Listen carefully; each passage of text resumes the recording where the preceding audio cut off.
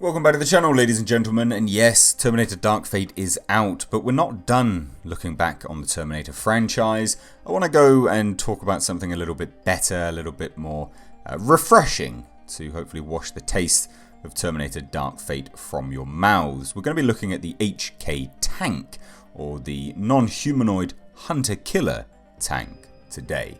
So if you do enjoy this video, please do make sure you give it a like and please do share it. But like I say, we're not going to be talking about Terminator Dark Fate for a little bit now. I'm going to allow people just to watch it and let them enjoy it, I guess, if they do. And we'll go from there in terms of discussion videos further down the line if there is a desire for it. But today, let's explain the HK tank.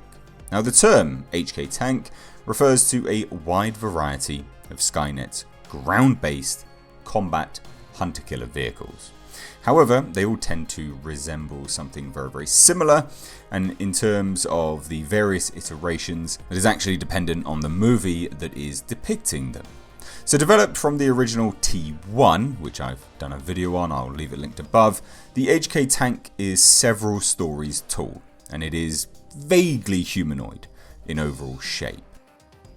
Possessing a rotating tower-like head, two steel arms equipped with twin-barreled directional plasma cannons, and two legs consisting of individual tank treads. So although we deem it to be somewhat vaguely humanoid, it's only really in the vaguest of senses. While formidably armed, the HK tank can be easily destroyed by a well-placed demolition charge, and that is actually something that we have seen in the films. Now, with the increase of effective anti-HK tactics used by the Resistance to not only disable these units but to scavenge them for heavy weapons, power sources and armor, Skynet started equipping some units with crew compartments containing concealed endoskeletons to counterattack the human assault teams. Now, as I said, each movie has displayed the HK tank in various different ways. Terminator itself, the introduction to this epic franchise, showed the HK tank in a Kyle Reese flashback. Kyle Reese and another Resistance soldier were trying to toss canister bombs to destroy an HK tank. Kyle himself tossed the charge successfully, but the other did not, and he was killed by the HK tank. The tank itself then was destroyed after a while when running over the charge tossed by Kyle. In Terminator 2 Judgment Day, many Resistance soldiers were in the middle of the war and they were fighting HK aerials and HK tanks. They seemingly resembled something very, very similar to one another, but then we flash forward in Terminator the Sarah Connor Chronicles. We have Derek Reese and Martin Bedell were trying to destroy the Ogre, and Martin decided to carry the bomb to destroy the machine. He successfully destroys the Ogre, or the HK tank, but lost his life. Now, in Terminator Salvation, there is an alleged HK tank by the satellite dishes at the Skynet VLA, which fired upwards in an attempt to destroy the cruise missile launched by TechCom before impact. Now, this design itself is very different from the one shown in past movies. It has 4 guns in 2 layers rather than plasma cannons, and it has normal ammunition. It didn't appear to possess any tank treads, meaning that it actually could have been positioned there permanently as a permanent fixture and defense mechanism. And the Terminator Salvation game itself, again, featured an HK tank. An HK tank was hacked by John Connor. It was made to go into Skynet Central as cover for a rescue John was attempting, but the tank itself was damaged by Terminators and turrets defending Skynet Central. Now, obviously, HK tank is just non-humanoid hunter-killer. It spans many different variations, and through those variations there is a different type of HK tank which appears in the game Terminator 3 War of the Machines. This variant itself lacked a head like the original model and instead had a cluster of large sensors on its front. Its arms extended out further than the original model, and it mounted triple plasma cannons. It is also much smaller. This particular design itself not being incredibly perfect, but the fact that it lacked a head-like structure and just had a numerous amounts of sensors, I would say personally is a far better design. Now there is also a concept art for an HK tank for the film Terminator Salvation. This version of the HK tank resembled basically just the oversized version of the T1. Again, I linked that video at the start.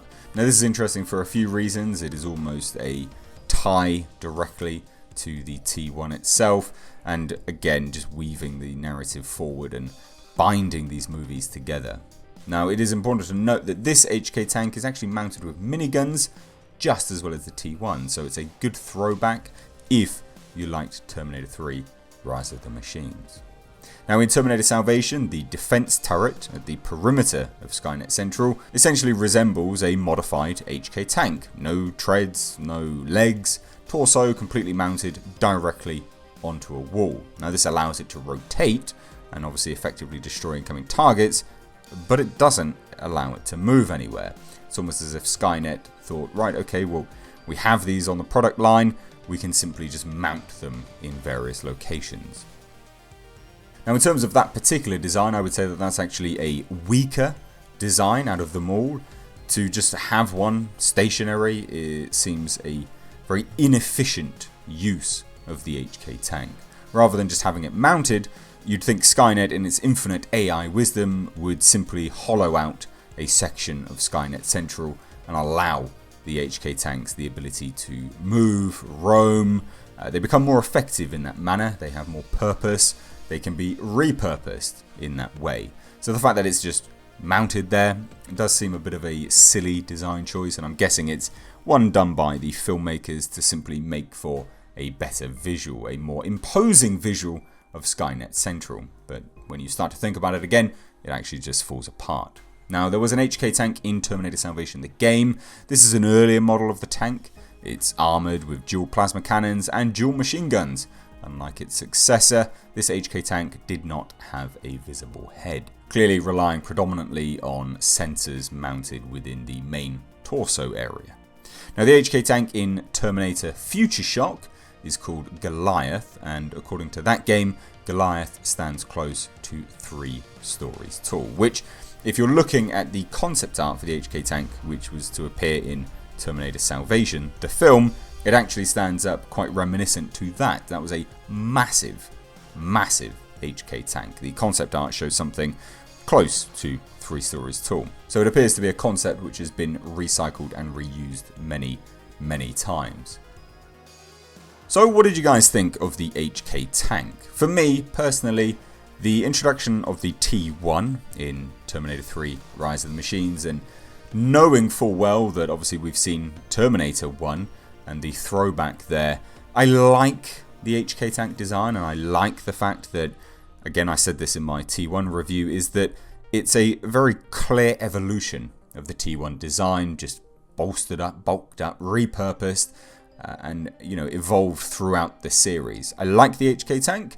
I don't wholeheartedly think that it is the most effective killing machine out there, but I really do like its design, and I think it is very, very futuristic and in keeping with the Terminator franchise. But then also, conversely to that, I do think it is something similar to what I've been saying with respect to the Alien explained videos, is that, yeah, it is futuristic, but it is also attainable. And it's what makes it iconic, because it's something which you look at and you go, that is so close yet so far. And I think that is what embodies true science fiction. It is something which is absolutely attainable, with obviously a bit of work and a bit of funding behind it, and obviously ingenuity and engineering. And that is why the HK tank is quite an iconic and just great looking design, in my opinion. But anyway, like I said, please do leave all of your thoughts down below in the comment section. If you are new here, make sure you do hit subscribe.